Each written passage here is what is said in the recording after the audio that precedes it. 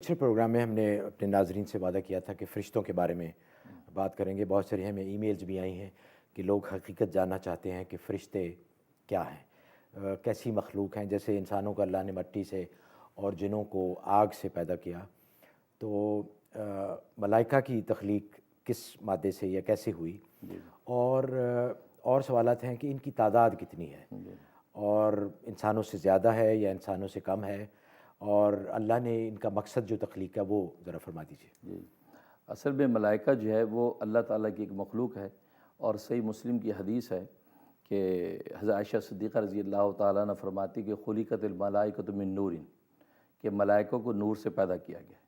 وخلق الجان من نار، اور یہ وہ جان کو، جنوں کو شعلہ زن آگ سے پیدا کیا گیا ہے۔ وخلق آدم ما وصف لکم، اور آدم کو اس چیز سے پیدا کیا جو اللہ نے بیان کیا، یعنی مٹی سے پیدا کیا۔ تو یہ نور سے پیدا کیے گئے ہیں۔ چنانچہ عبداللہ ابن عمر رضی اللہ تعالیٰ کی روایت ہے کہ اللہ تبارک و تعالیٰ نے نور کو پیدا کیا اور اس کے اندر روح ڈال دی، اور اس سے فرشتوں کی تخلیق کی، اور فرمایا کہ تم 20 لاکھ ہو جاؤ۔ تو 20 لاکھ فرشتے سب پہلے اول وہلہ میں پیدا ہوئے، اور وہ فرمایا کہ چیونٹیوں کی مقدار جو ان کا حجم تھا اس طریقے سے پیدا ہوئے، اور اتنی کثیر تعداد ہے کہ جیسے قرآن کریم میں سورۃ مدثر میں اللہ نے فرمایا کہ وما یعلم جنود ربک الا هو، کہ ان فرشتوں کی تعداد تیرے رب کے علاوہ کوئی نہیں جانتا۔ اچھا، اتنی تعداد ہے۔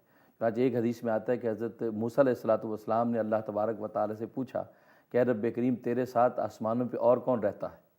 تو آپ نے اللہ تبارک و تعالیٰ نے فرمایا کہ میرے فرشتے رہتے ہیں۔ تو حضرت موسیٰ نے کہا کہ وہ کتنی تعداد میں؟ تو اللہ تعالیٰ نے فرمایا وہ 12 قبیلے ہیں، فرشتوں کے 12 قبیلے ہیں۔ تو حضرت موسیٰ علیہ السلام نے پوچھا کہ ایک قبیلے کی تعداد کتنی ہے؟ تو اللہ تبارک و تعالیٰ نے فرمایا کہ 7 زمینوں کے ذرات کی مقدار ان فرشتوں کی تعداد ہے۔ ایک قبیلے کی یا سب کی؟ نہیں، جو ایک قبیلے کی۔ اچھا اچھا، تو 7 زمینوں کی ذرات کی تعداد کے برابر ایک قبیلے کی تعداد ہے، اور وہ 12 قبیلے، آپ اندازہ لگائیں۔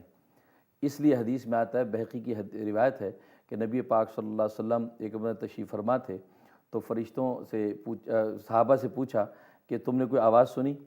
تو صحابہ کرام رضوان اللہ علیہم اجمعین نے فرمایا کہ نہیں، ہم نے کچھ نہیں سنا۔ تو نبی پاک صلی اللہ علیہ وسلم نے فرمایا کہ میں نے آسمان کی چرچراہٹ سنی ہے، اور فرمایا کہ آسمانوں پر اتنے فرشتے ہیں کہ ایک بارش کی مقدار بھی جگہ خالی نہیں ہے کہ جہاں پر کوئی فرشتہ یا تو سجدے میں یا رکوع میں یا قیام میں نہ ہو۔ اس قدر تعداد ہے فرشتوں کی۔ چنانچہ ایک حدیث میں تو عجیب وہ آتا ہے کہ ایک فضا کے اندر ایک نہر ہے، وہ اتنی بڑی نہر ہے کہ 7 زمینوں سے 7 گنا بڑی نہر ہے، 7 زمینوں سے بھی 7 گنا بڑی نہر ہے۔ اس میں روزانہ ایک فرشتہ اترتا ہے، اور اس کا حجم اتنا ہے کہ وہ پوری نہر کو گھیر لیتا ہے، اور اس میں وہ غسل کرتا ہے۔ اور دوسری روایت میں آتا ہے کہ وہ فرشتہ جبرائیل ہے، اور ایک اور روایت میں دوسرے کسی فرشتے کا نام ہے۔